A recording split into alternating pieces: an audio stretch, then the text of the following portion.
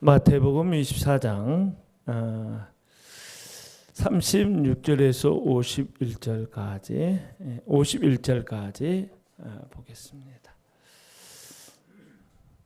마태복음 24장 36절에서 51절 우리 함께 합독해 볼까요? 시작. 그러나 그날과 그때는 아무도 모르나니 하늘의 천사들도 아들도 모르고 오직 아버지만 아시느니라. 노아의 때와 같이 인자의 임함도 그러하리라. 홍수전에 노아가 방주에 들어가던 날까지 사람들이 먹고 마시며 장가 들고 시집가고 있으면서 홍수가 나서 그들을 다 멸하기까지 깨닫지 못하였으니 인자의 임함도 이와 같으리라.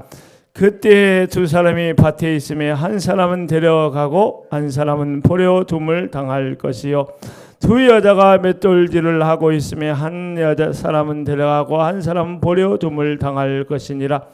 그러므로 깨어있으라. 어느 날에 너희 주가 임할는지 너희가 알지 못함이니라. 너희도 아는 바니 만일 집 주인이 도둑이 어느 시각에 올 줄 알았더라면 깨어있어 그 집을 뚫지 못하게 하였으리라. 이러므로 너희도 준비하고 있으라. 생각하지 않은 때에 인자가 오리라. 충성되고 죄 있는 종이 되어 주인에게 그 집 사람들을 맡아 때를 따라 양식을 나눠줄 자가 누구냐? 주인이 올 때 그 종이 이렇게 하는 것을 보면 그 종이 복이 있으리로다. 내가 진실로 너에게 이르노니 주인이 그의 모든 소유를 그에게 맡기리라. 만일 그 악한 종이 마음에 생각하기를 주인이 더디 오리라 하여 동료들을 때리며 술친구와 더불어 먹고 마시며 되면 생각하지 않는 날 알지 못하는 시각에 그 종의 주인이 이르러 어미 때리고 외식하는 자가 받는 벌에 처하리니 거기서 슬피 울며 이를 갈리라. 아멘. 우리가 마태복음 24장 또 25장에 우리 예수 그리스도의 오시는 종말에 관한 집약된 압축된 깊이 있는 그런 말씀을 우리가 나누고 있는데요.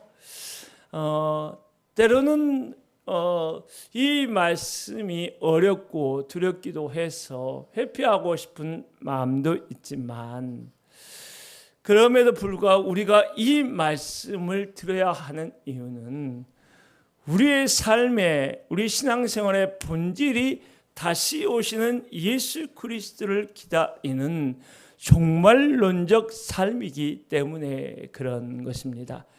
그래서 어찌 보면 반복되는 것 같지만, 약간 상이한 것 같지만 핵심 포커스를 짚어주는 주의 말씀을 우리가 귀담아 들으면서 우리 모두가 주의 오심을 기다리며 깨어있는 자, 할렐루야, 주의 오심을 기다리며 준비하는 자가 될 수 있기를 축원합니다. 그래서 오늘 제목은 깨어있는가 준비하고 있는가 라고 하는 제목으로 말씀을 나누려고 하는데요. 이 말씀을 그대로 우리 자신에게 적용해서 만약 오늘 밤에 주님이 오신다고 한다면 나는 깨어서 주님을 맞이할 수 있는 그런 자세가 되어 있는가? 오늘 말씀을 통하여 우리 자신을 점검해보고 결단하는 오늘 그런 시간이 될 수 있기를 축원합니다. 역사의 끝은 어떻게 될 것인가? 여기에 대해서 미래학자들 뿐만 아니라 우리들도 많은 관심을 가지고 있는데요. 역사의 끝이 궁극적인 혼란과 재앙으로 끝난다라고 우리가 생각할 수 있지만 믿음의 사람들의 시각은 조금 다르죠. 역사의 끝은 궁극적인 혼란과 재앙이 아니라 그것을 넘어서 예수 그리스도의 다시 오심과 왕 되신 예수 그리스도의 대관식으로 역사의 끝이 마무리되어진다라고 하는 것을 우리가 꼭 기억해야 하리라 생각합니다. 예루살렘의 멸망이 확실했던 것처럼 예수 그리스도의 다시 오심 그리고 그의 대관식도 분명하게 이루어질 것입니다. 왜냐하면 이와 같은 역사의 전망은 예수 그리스도의 십자가와 부활에 정확하게 기초하고 있기 때문에 그렇습니다. 예수님은 우리의 죄를 위하여 죽으셨을 뿐만 아니라 우리의 의를 위하여, 우리의 구원을 위하여 부활하셨고 승천하시고 분명히 다시 오게 될 것입니다. 그렇다면 바로 이 시점에서 예수 그리스도께서 언제 정확하게 올 것인가에 대한 우리의 질문이 생기게 되는 것입니다. 그것은 우리뿐만 아니라 예수님 당대 예수님의 제자들도 가졌던 질문이라고 할 수 있지요. 그런데 예수님께서는 24장 전반부에 걸쳐서 여기에 대하여 이야기하지 않으시고 제자들의 두 번째 질문, 그때 어떤 징조, 무슨 일이 있겠는가에 대해서만 이야기를 해왔습니다. 그런데 오늘 말씀은 어느 때 예수님이 재림할 것인가에 대한 제자들의 질문에 답하는 형식으로 오늘의 본문의 말씀을 주시고 있다라고 보면 좋겠다 싶습니다. 오늘 본문의 말씀은 세 단락으로 우리가 구분해서 말씀을 들으려고 하는데요. 36절에서 42절의 말씀은 아무도 그날과 그때를 알 수 없기 때문에 깨어 있어야 한다라고 예수님께서 정확하게 제자들의 질문에 답하시는 것을 볼 수 있습니다. 그리고 43절에서 44절은 도둑이 오는 것을 대비하는 것처럼 예수 그리스도의 오심을 대비하는 준비하는 삶을 살아야 한다라고 이야기를 하고 있고, 세 번째 단락은 45절에서 51절의 말씀으로 깨어서 준비하는 삶이 구체적으로 무엇인가에 대하여 어떤 삶인가에 대하여 예수님께서 말씀해 주고 있는 그런 내용으로 되어 있습니다. 사랑하는 여러분, 예수님이 언제 오실까요? 초대교회로부터 오늘날까지 예수 그리스도의 재림의 날짜를 계산하고자 하는 유혹을 우리 그리스도인들이 많이 받아왔고, 이와 같은 유혹에 편승하여서 신천지와 같은 이단들은 재림의 날짜를 이렇게 픽스하면서 성도들을 미혹으로 이끌어갔던 예가 너무나 많이 있습니다. 예수 그리스도의 기다림에 지친 그리스도인에게 있어서 이것은 굉장히 약한 부분이라고 말할 수가 있습니다. 그런데 예수님께서 어떻게 대답하셨을까요? 36절의 말씀을 한번 읽어보지요. 시작. 그러나 그날과 그때는 아무도 모르나니 하늘의 천사들도 아들도 모르고 오직 아버지만 아시느니라. 할렐루야. 그날과 그때는 아무도 모른다고 이야기했어요. 여기서 모른다고 하는 것은 현재 시제를 사용하고 있는데, 그것은 예수님이 말씀하신 그 당시 그 순간에도 모르고 그 이후에도 모르고 앞으로 주님이 오시기까지 어떠한 사람도 어느 누구도 정확한 그날과 그때를 알 수 없다라고 하는 것을 분명하게 이야기를 하고 있는 거예요.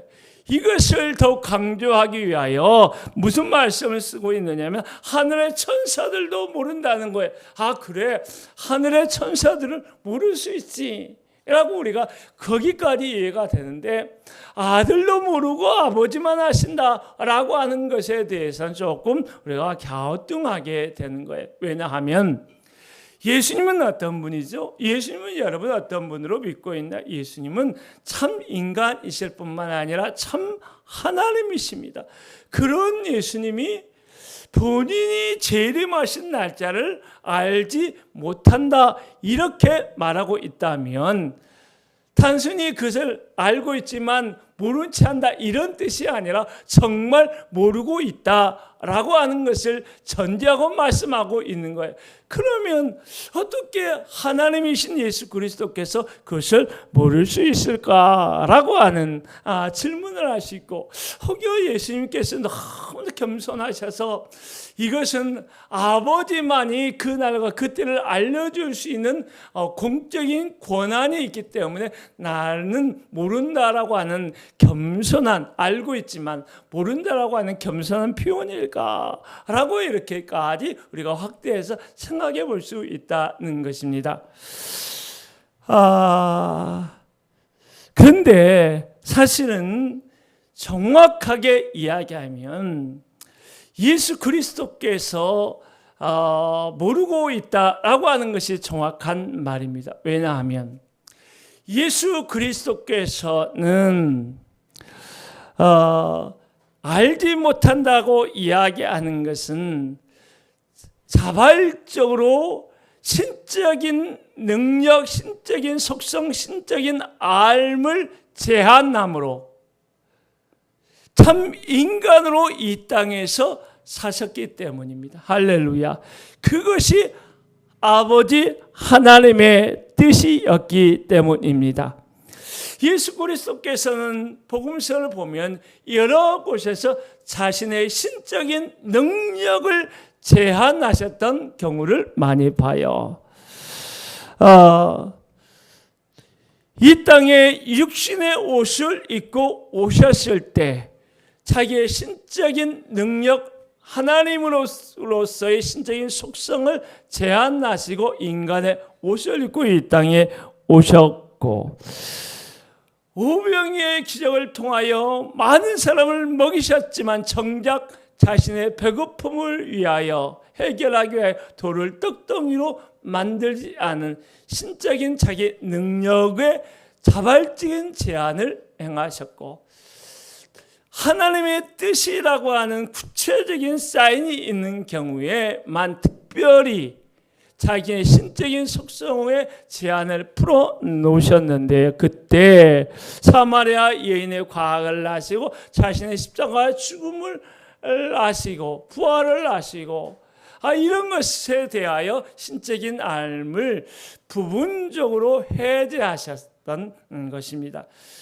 그렇다고 한다면 여기에서 예수 그리스도께서 다시 오시는 이 사건, 이 내용, 이 날짜, 이 시간에 대하여 예수 그리스도는 자발적으로 하나님의 뜻을 이루기 위하여 알을 제한하셨던 그런 상황 속에 있다라고 하는 것을 볼 수 있어요. 왜냐하면 그것이 하나님의 뜻이었기 때문입니다.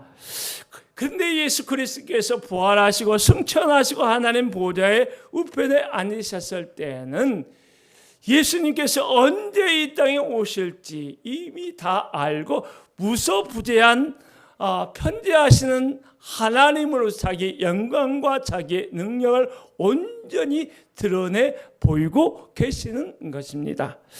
그렇다면 이 말씀을 우리의 삶에 적용해서 우리가 몇 가지만 좀 생각해 볼 필요가 있다 싶어요. 첫째는 예전에도 이야기한 것 같지만은 하나님의 뜻을 이루기 위해서 때로 우리는 우리의 힘에, 우리의 능력, 우리의 자원에 절제가 있어야 한다라고 하는 것입니다.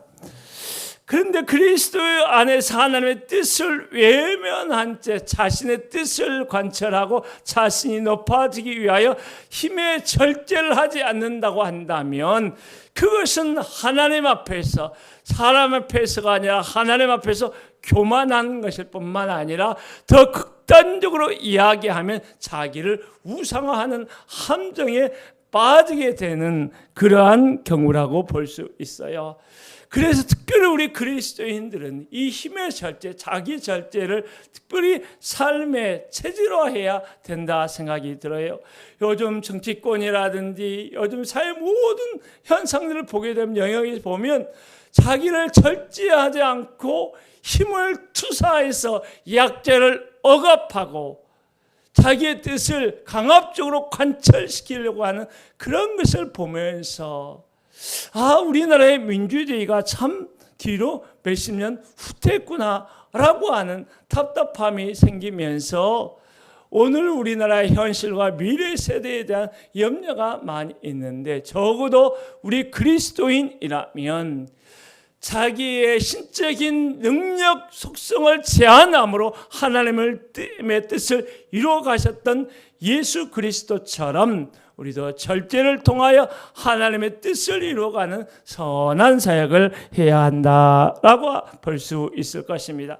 두 번째 적용점은 여기에서 예수님께서 삼중에 걸쳐서 그날과 그때는 누구도 모른다라고 이야기를 강조하셨어요. 현재 영법을 사용해서 지금부터 앞으로 계속된 그날까지 어느 누구도 알 수 없고, 두 번째는 천사들도 모르고 예수 그리스도 자신도 모른다고 삼중의 방식을 통하여 이것을 강조하셨다고 한다면, 어느 누군가 그날과 그때에서 안다라고 그리스도의 재림하셨다라고 하면서 하나님의 예수 그리스도의 재림의 시간을 계산하려는 그런 것들이 있다고 한다면, 그것은 우리를 미혹하려고 하는 사단의 강교한 역사다라고 우리가 생각하면서 거기에 동조하지 말아야 할 것입니다.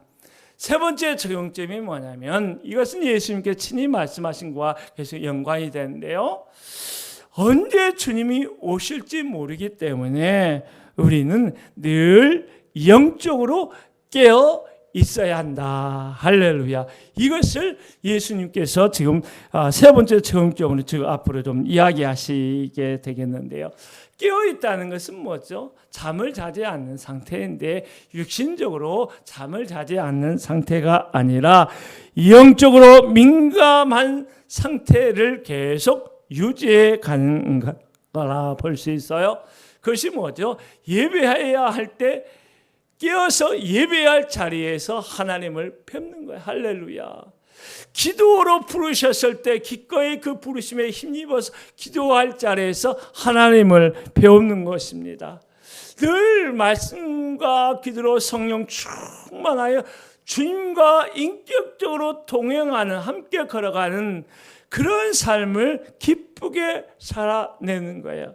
다시 말하면 우리의 일상이 하나님을 예배하는 삶이요, 우리의 일상이 기도하는 삶이요, 우리의 삶의 단면단면이 예수 그리스도의 십자가의 죽으심과 부활을 증거하는 복음 전도자의 삶, 사명을 놓치지 않는 삶, 그런 선교적인 삶을 살아내는 것입니다.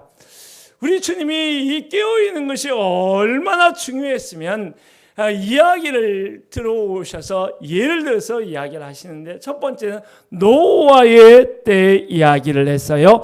37절 39절 말씀을 한번 읽어보지요. 시작. 노아의 때와 같이 인자의 임함도 그러하리라. 홍수전에 노아가 방주에 들어가던 날까지 사람들이 먹고 마시고 장가들고 시가고 있으면서 홍수가 나서 그들을 다 멸하기까지 깨닫지 못하였으니 인자의 임함도 이와 같으리라. 할렐루야. 여기 보면 반복되는 언어가 있어요. 인자의 임함도 그와 그러하리라 37절, 그리고 39절에 인자의 임함도 이와 같으리라 라고 이렇게 강조해서 노아의 때를 이야기하고 있어요. 여러분, 노아의 때 그들이 어떤 삶을 살았다 이야기하나요? 그들이 큰 범죄, 하나님의 심판을 받을 수밖에 없는 범죄에 대해서 예수님께서 탁 집어서 이야기한 것이 아니고, 그들이 먹고 마시며 장가들고 시가는 일상의 삶을 살았다라고 이야기를 하고 있는 거예요. 그러면 하나님, 예수님, 일상의 삶을 부지런히 살아가는 것, 그것이 나쁜 일입니까? 라고 이렇게 이야기하고 있는데, 그러지 않지요. 나쁜 일이 아니에요. 노아의 때 심판받은 그들이나 우리는 먹고 마시며 우리 자녀들도 장가 보내고 시 보내고 이런 동일한 일상의 삶을 그들이나 우리나 살아가고 있는 것입니다. 그런데 무엇이 문제입니까? 사실은 노아가 120년 동안 노아의 방주를 만들면서 무엇을 했겠어요? 너희의 죄악을 심판한 하나님의 심판이 다가오고 있다라고 부지런히 심판의 복음을 전하지 않았겠어요? 이 심판의 복음을 전하면서 노아는 왕따 비슷하게 비웃음과 손가락질을 당하지 않았을까 싶어요. 쉽게 이야기하면 정신 이상자 취급을 당하지 않았을까 싶어요. 그럼에도 불구하고 노아는 끊임없이 심판의 복음에 대해서 전했는데 어떠한 사람도 이 심판의 복음에 귀를 기울이지 않았다고 하는 거예요. 그리고는 그들의 삶의 일상에 그냥 몰입해서 살아갔다라고 하는 것인데요. 이와 같은 삶이 오늘 이 시대뿐만 아니라 앞으로도 동일하게 반복되어서 많은 사람들이 예수 그리스도께서 재림하실 것이다, 다시 오실 것이다, 복음을 전해도 그들은 관심을 두지 않고 일상의 삶에 몰입해서 살아갈 것이다. 그런데 노아 시대의 심판이 임했을 때 그들이 깨닫지 못했던 것처럼 인자가 임했을 때도 동일하게 그런 일이 벌어질 것이다 라고 이야기를 하고 있는 것입니다. 그런데 노아의 홍수의 심판을 이야기하면서 좀 성경을 깊이 들여다보는 분들이 언급하게 된 두 사람의 이야기가 있어요. 하나는 에녹이고 하나는 무드셀라 이야기예요. 언젠가 무드셀라에 대해서 우리 최영규 목사님도 말씀을 주신 것을 내가 기억하고 있는데요. 에녹이 360년을 살았고 하나님께 들림을 받았는데 365년. 그런데 에녹이 하나님과 동행한 횟수를 이야기할 때 300년을 동행했더라, 이런 이야기를 했어요. 그러면 그의 65세 되었을 때 뭔가 사건이 있어서 인생의 터닝 포인트가 되는 그런 시간이었다는 것을 우리가 알 수 있잖아요. 그것이 무엇이었을까요? 하나님께서 그에게 아들 무드셀라를 주면서 이 아이의 이름을 지어줬어요. 이 아이의 뜻이 심판. 이 아이가 세상을 떠날 때 심판이 시작이 된다. 하나님의 심판. 이것을 누가 한 거예요? 에녹이 충격적으로 알고 다시 오신 주님, 심판하신 주님을 생각하면서 오늘을 마지막 날처럼 살아가는 인생의 터닝 포인트의 삶을 겪었다는 것이죠. 아마 그 전까지도 에녹도 보통 노아 시대 사람들처럼 먹고 마시며 장가보는 이런 삶을 동일하게 살아가지 않았을까 싶은데요. 그러나 무드셀라를 통하여 심판의 복음을 하나님으로부터 직접 듣게 되었을 때 에녹의 삶의 변화가 급격하게 일어났다는 것입니다. 사랑하는 우리 모든 예배자들이 오늘 이 말씀을 통하여 에녹과 같은 인생의 터닝 포인트가 일어나길 주의 이름으로 축원합니다. 할렐루야. 여러분이 에녹처럼 나의 인생이 마지막이 오늘이다라고 하는 이 종말론적인 신앙을 가지고 끼어 있다고 한다면 여러분의 삶이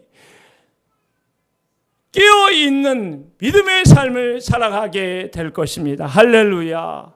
기쁨으로 주님을 맞이하는 그런 삶을 살아가게 될 것입니다.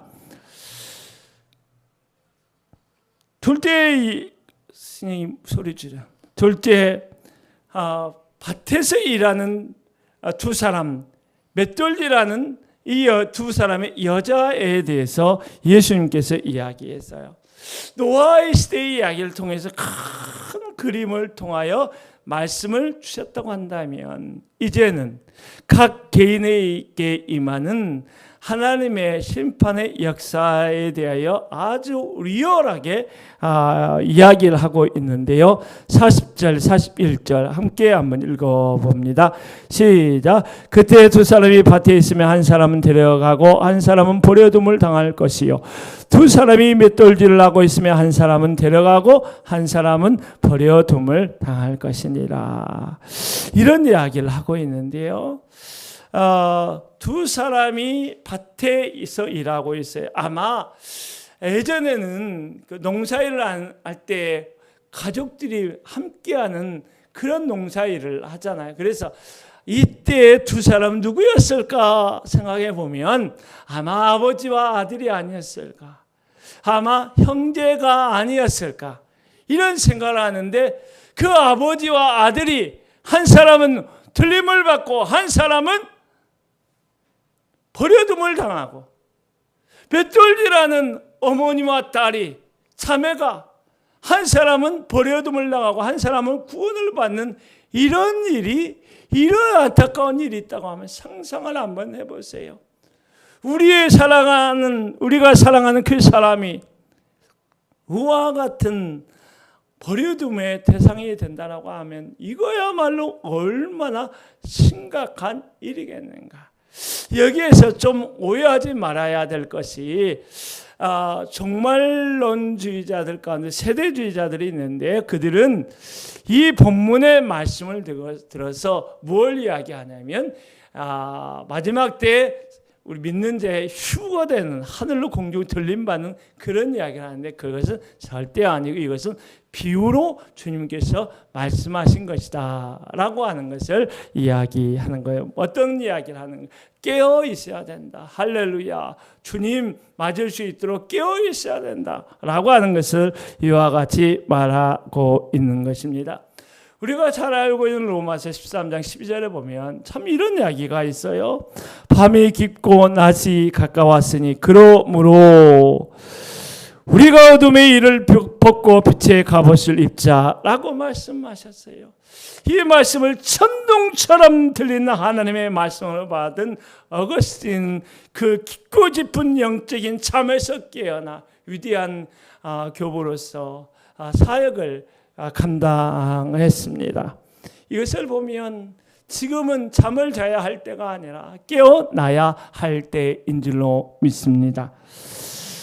특별히 우리의 삶에 몰입하다 보면 다시 오시는 예수 그리스도에 대한 기대, 기도, 설레임, 기다림을 놓치고 현실에 매몰된 채 살아갈 수가 있는데요. 그러므로 가끔 하늘을 좀 보았으면 좋겠어요. 숨을 고르면서 영적인 여유를 회복했으면 좋겠습니다.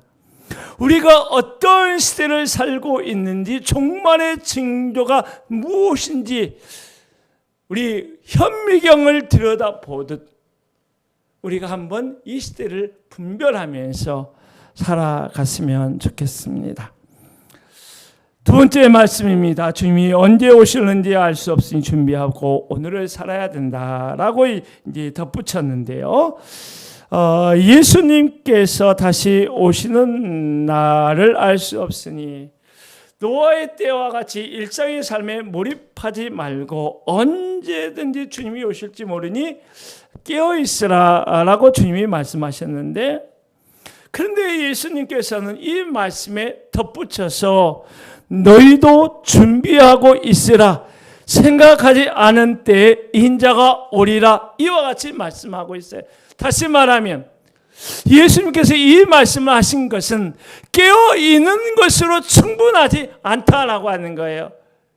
깨어있는 것이 왜 깨어있어야 되느냐면 다시 오신 예수 그리스도를 맞을 준비를 하기 위하여 너희는 깨어있어야 한다라고 하는 것을 이야기하는 것이에요.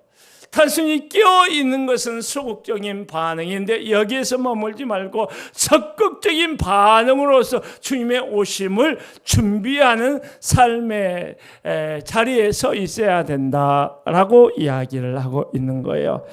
이것을 어떻게 이야기하는가 봤더니만 43절 44절 보십시오. 주인과 도둑의 이야기를 하셨어요. 한번 보시죠. 시작. 너희도 아는 바니 만일 집주인이 도둑이 어느 시각에 올 줄을 알았더라면 깨어있어 그 집을 뚫지 못하게 하였으리라. 이러므로 너희도 준비하고 있으라. 생각하지 않은 때에 인자가 오리라. 할렐루야.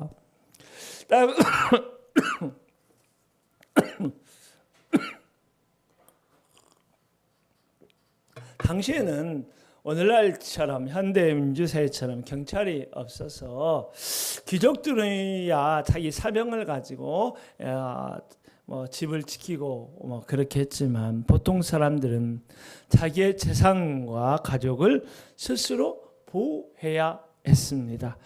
그런 상황 속에서 도둑이 침입을 한다고 했을 때 집주인이 해야 될 일은 뭐죠? 언제 도둑이 침입해서 내 재산을 강탈하거나 나의 가족을 해칠지도 모르니까 언제나 깨어서 도둑이 들어올 때 방비할 수 있는 완벽한 대비를 하고 있어야 한다라고 하는 거예요.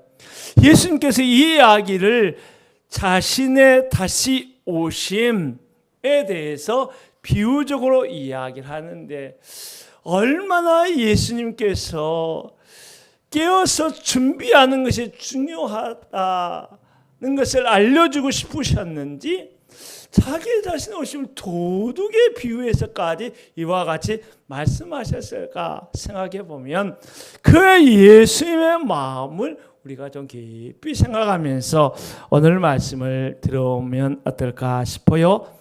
사람들은 예수님께서 2000년 동안 오시지 않았기 때문에 앞으로도 오지 않을 거야 라고 먹고 마시며 일상에 몰입하며 보통 살아갑니다. 그런데 우리 주님은 반드시 오실 것입니다.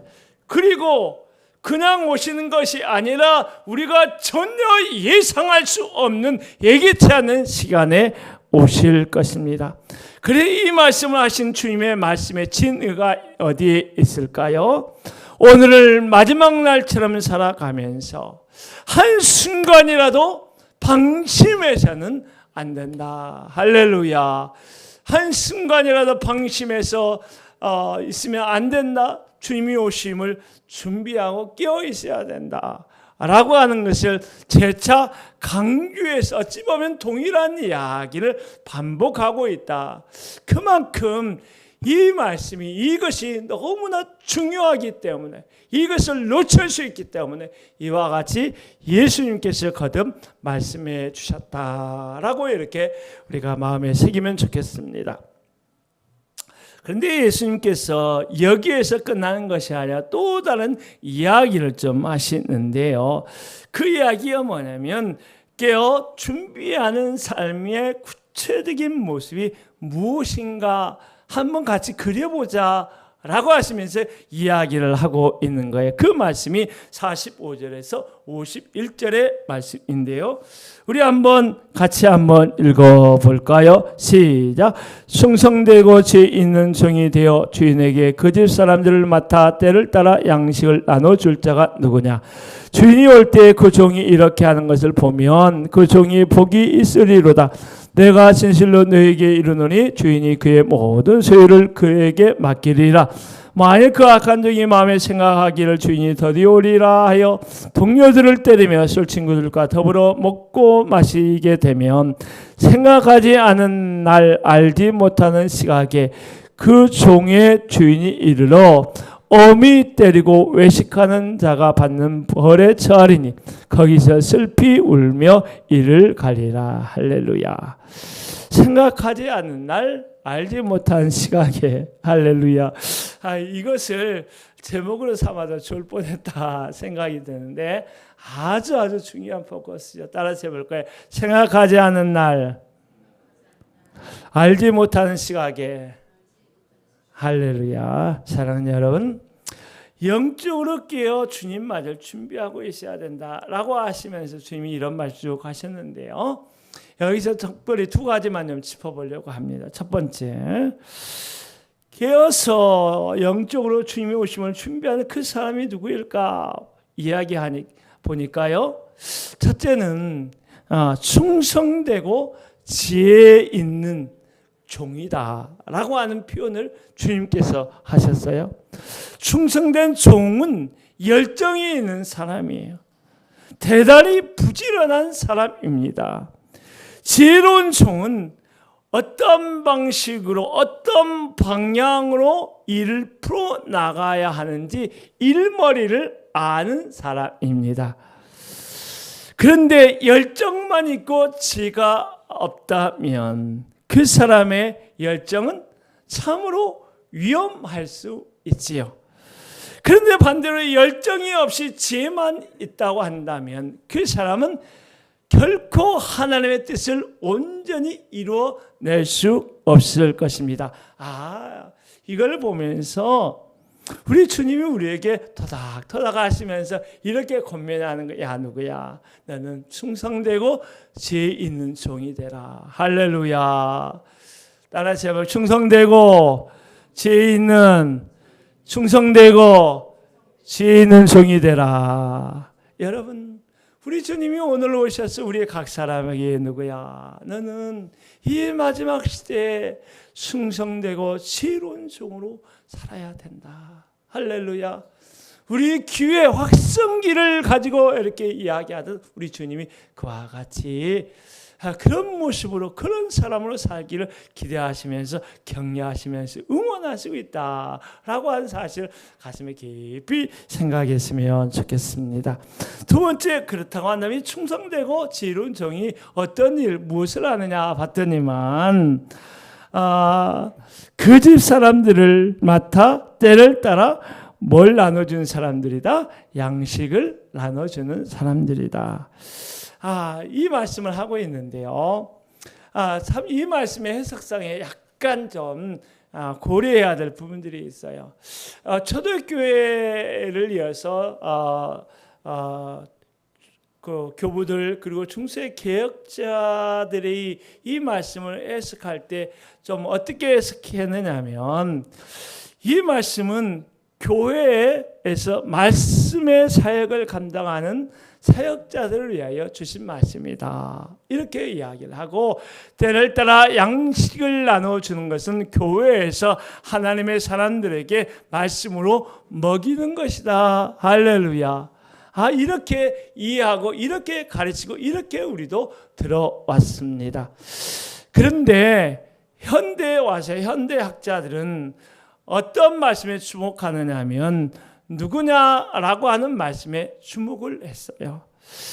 이렇게 질문으로 때를 따라 양식을 나눠줄 자가 누구냐라고 이렇게 질문으로 이렇게 이야기한 것은 어느 특정한 대상으로 이야기한 것이 아니라 여기에 해당하는 사람들에 대한 모두에게 열려져 있다라고 하는 것으로 해석을 했어요.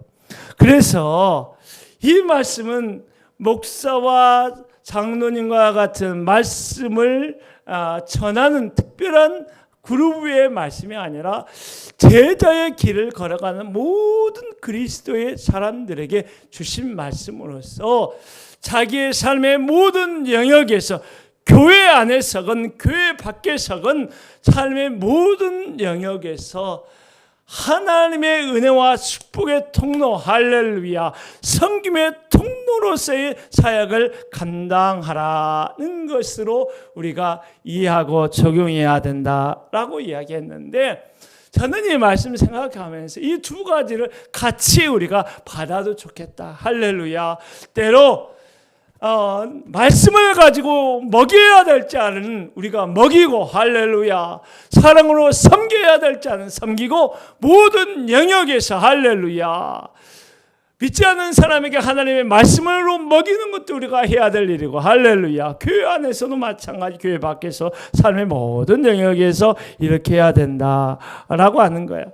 근데 곰곰이 생각해 보니까요, 이 말씀이 어느 때를 기점으로 주셨느냐, 마지막 때를 기점으로 주신 거예요. 종말의 시대를 살아가는 사람들을 대상으로 이렇게 살아가라라고 주셨다고 한다면, 교회 안에서 하나님의 진리를, 그 하나님의 진리의 말씀으로 힘있게 본질적인 복음의 능력으로 선포하는 것이 쉽지 않은 시대에 너희가 살아갈 것이다 라고 하는 것은 주님이 예상하지 않았을까, 그런 생각이 들어요.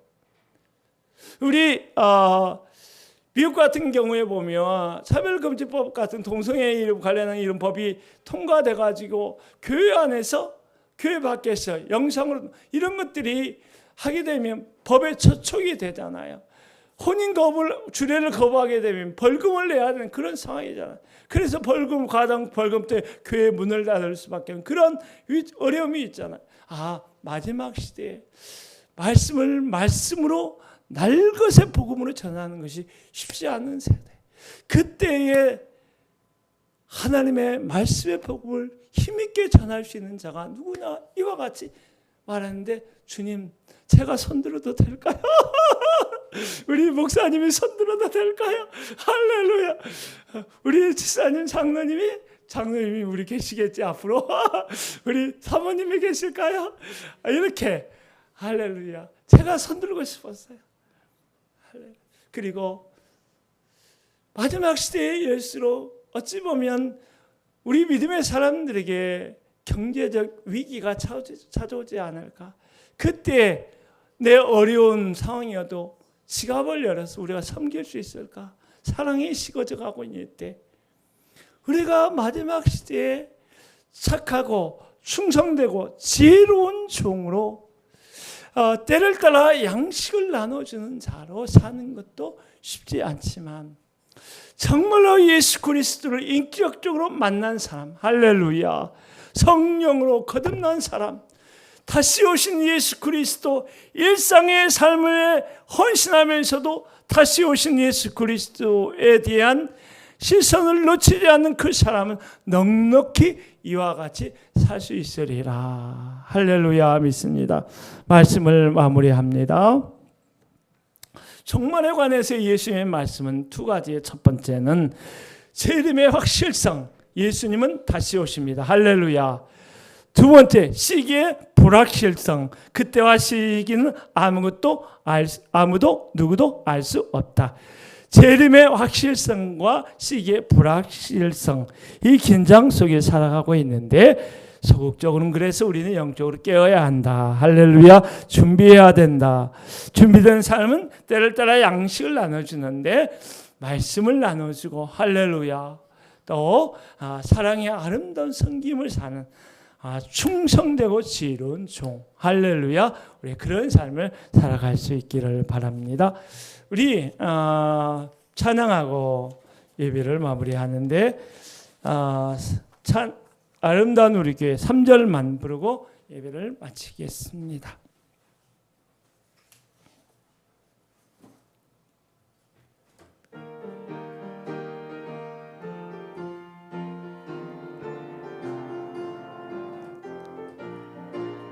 주일 아침에 교회에서 밝은 종소리 울리네. 모두 주님께 돌아오라. 속삭이던 멀리 퍼지네. 오 캄캄캄캄 다 오라고 부르더라. 모두 다 같이 가보세. 모두 주님께 돌아오라. 속삭이들 멀리 퍼지. 사랑하는 여러분, 우리는 다시 오시는 예수 그리스도를 기다리며 오늘 마지막 시대를 살아가고 있습니다. 우리 주님은 그런 우리에게 나는 충성되고 지혜로운 종으로 살라, 이와 같이 권면하면서 때를 따라 양식을 나누어주는, 말씀을 나누고 섬김을 나누고 그런 삶을 살아내라 이야기하고 있습니다. 우리 모두 그런 삶을 살아내서 주님 오시는 날 기쁨으로 맞이할 수 있기를 바랍니다. 지금은 우리 주 예수 그리스도의 은혜와 아버지 하나님의 놀라운 사랑과 성령의 내주 교통하심이 마지막 시대를 착하고 충성된 종으로 살기를 결단하며 헌신하는 모든 하나님의 예배자들 그 위에 영원히 함께 하시기를 간절히 축원하옵나이다. 아멘.